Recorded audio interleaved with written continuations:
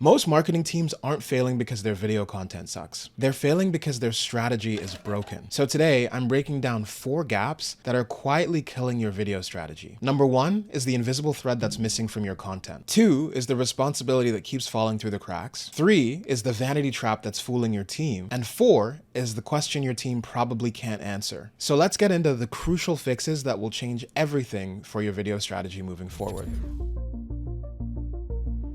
This is the future of video, where we help B2B marketers like yourself build reach, pipeline, and trust through audience-focused video content. I'm Adamola, the founder of A2 Media, and my team has helped 8 to 10 figure companies build community and drive more revenue with video content. So typically when people start on their content journey, they fall into the trap of trying to post way too many times a day. And they're told by gurus that the only way to succeed is to post consistently and frequently. But no one stops to ask why that's the case. I've fallen into that trap as well, and the benefit of posting multiple times a day is you become better and better at your craft, but it doesn't actually move the needle in a lot of cases. And the reason is, when you are aiming for quantity, you are usually giving up quality. So after years of posting video content, I've realized that there's a better way. So instead of making a bunch of content and throwing a ton of spaghetti against the wall, you need to build a content spine. A content spine is the invisible thread that brings all of your content together and makes it work together. They are the difference between throwing random spaghetti against the wall and turning your content into a revenue generating machine. So that's the first thing. Your video content probably does not have a spine. A lot of teams get used to making content for the sake of making content. For example, on Monday, they post about internal employees. On Wednesday, they post about their product. On Friday, they posted behind the scenes, and none of it is working together to give people an accurate view or guide buyers to actually working with them. In other words, all of their video content exists in isolation, and that's probably the case with your content as well. Without a content spine, each video is building from zero, meaning that your content is not working together to guide people along the journey. So picture this.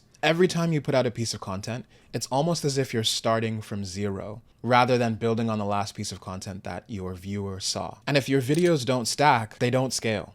So the fix here is planning. So each piece of content needs to build on the last, and you need to figure out how to take viewers from A to Z. And the best way to do that with the invisible thread is to write it out. So you need to know the goal for each video and how it ties into the next one in order to build that video strategy well. But even if your content has that spine, your video content disappears into the void unless someone owns distribution. And that's the second problem that I see quite often. It's that no one owns the distribution on your team. A lot of us are out there just posting and hoping that people see it. So you post it on your primary platform, maybe it's YouTube, maybe it's LinkedIn, and maybe you're using a repurposing platform to put it on other platforms like X or Meta. But outside of that, no one's actually owning the distribution plan. In other words, you're making the content, but it's no one's job to actually make sure it's being seen. But here's the problem, especially with organic content. It's that you are subject to the algorithm. If you don't have a plan as to where to show up, collaborating with other people to post your content, collaborating with employees, taking over the feed, then your content is going to be lost. And all of the work that you've done to create this amazing video is also going to be lost. And I think that's a tragedy. So the reframe here is not seeing distribution as a step after all of the hard work. Distribution is one of the most important steps in the whole thing. As you're planning the content spine,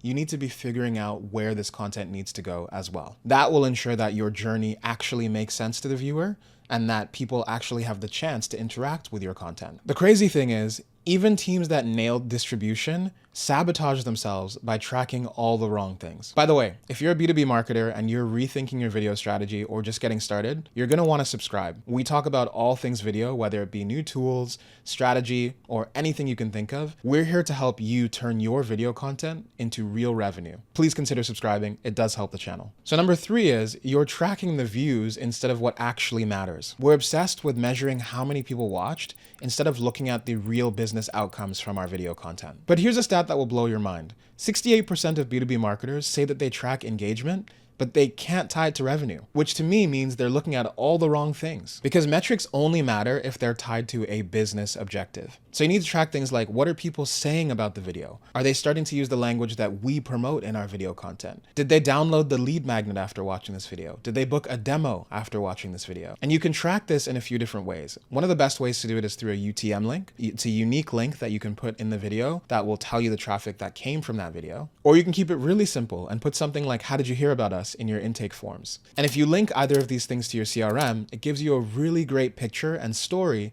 as to what video content is doing for your business. So the last thing, and possibly the biggest problem, is no one on your team actually knows what success with video looks like. I bet if I asked different members of your team, what does success with video look like? I'd get 5 different answers. At least that's the case on most teams as it stands today. You need to figure out what your overall goals for the year with video are. Is it brand awareness mainly? Is it customer education? Is it lead gen? The problem is different departments have different goals and they don't take a unified approach to solving that with video content. Because when you don't know what you're optimizing for, you just don't optimize. Every decision is a guess and you start fighting over budget between different departments. It's almost like shooting darts with a blindfold on and then being upset when you never hit the target. So one great exercise before you film your next video is to get different members of your team, sit them down and say, hey, if we were successful in 12 months, 1 year with video, what would that look like? What would we have accomplished? And then once you've gathered everyone's answers, then you're going to find a common theme there and choose one